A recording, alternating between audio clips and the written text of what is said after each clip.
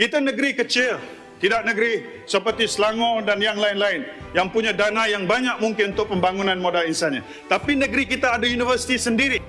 Saya pernah mengesyorkan agar diusahakan satu gerak kerjasama di antara universiti awam dengan universiti negeri. Malahan saya menyatakan adalah tidak adil untuk menjadikan universiti negeri ini sebuah IPTS, sedangkan ia dibayari oleh negeri, duit negeri, tapi dalam pendaftarannya adalah IPTS. Apa beza negeri dan negara? Mengapa IPTA yang dibayar oleh negara dipanggil IPTA, tidak dikenakan cukai dan seumpamanya, tetapi sebagai institusi peringatan tinggi milik negeri diklasifikasikan, didaftar sebagai swasta dan perlu bayar cukai dan seumpamanya. Namun demikian, ini satu perkara yang harus kita di Dewan Undangan Negeri Kedah ingin memberikan mesej kepada kerajaan pusat agar melihat perkara ini. Jadikan universiti negeri sebagai IPTA negeri. Jadi ini boleh memberi perubahan landscape dan kerjasama. Jadi kita berusaha untuk membangunkan Kedah, telah digerakkan dan telah dipilih UNISYAM sebagai sekretariat untuk pembangunan Cordoba of Kedah, di mana kita ingin membekalkan pelajar-pelajar atau workforce kepada industri ini mengikut keperluan industri. Hari ini saya rasa duka cita apabila saya melihat di luar sana masih berlaku apabila pelajar-pelajar yang memohon ke universiti, mereka ini ada sebahagiannya terperangkap dalam apa yang dipanggil sebagai program lelong.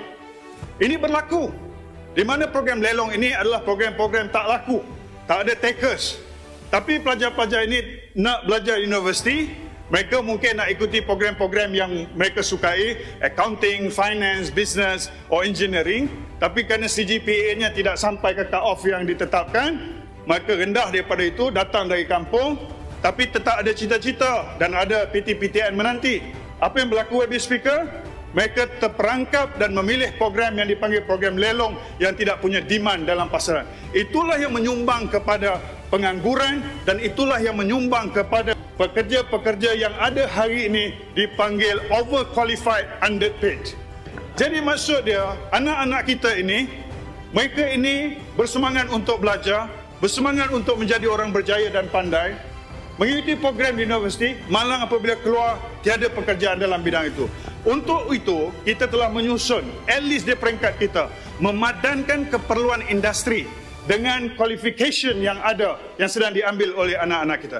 Saya ingin menyarankan di sini, agar kita dapat bekerjasama erat dengan Kementerian Pengajian Tinggi, bagi dan juga MIDA, MITI, bergerak bersama untuk menyusun keperluan industri dengan graduan-graduan yang ditawarkan ke dalam sektor pekerjaan. Sebagai contoh, kita ambil pengalaman kita di Kedah, sebuah syarikat nak masuk, dia kata dia nak 1,000 pekerja.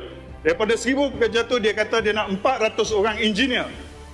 Dan dia akan masuk dalam tempoh 2 tahun, 3 tahun. Jadi kita dah boleh buat perancangan dengan universiti-universiti ini untuk membekalkan engineer sedemikian jumlahnya dan berapa ramai technician daripada college mana dan semua. Hari ini zaman big data, zaman AI, semua ini boleh dilakukan dengan mudah. Bukan zaman tahun 70-80-an yang kita guna spreadsheet yang jauh ketinggalan. Saya mencadangkan agar kerajaan pusat melihat usaha ini sebagai satu usaha yang sangat serius, perlu diberi perhatian. Janganlah biarkan anak-anak kita, khususnya anak-anak orang susah, orang miskin, yang mungkin latar belakangnya tidak seberapa, ingin dan berharap untuk mengikuti program-program baik di universiti-universiti awam. Mereka tak mampu nak pergi universiti-universiti swasta yang mahal yurannya. Mereka mengharapkan universiti awam. Tapi apabila sampai ke universiti awam, program-program ditawarkan kepada mereka bukanlah program-program yang dapat menjamin peluang kerja yang baik. Ini adalah satu penganiayaan kepada anak-anak kita.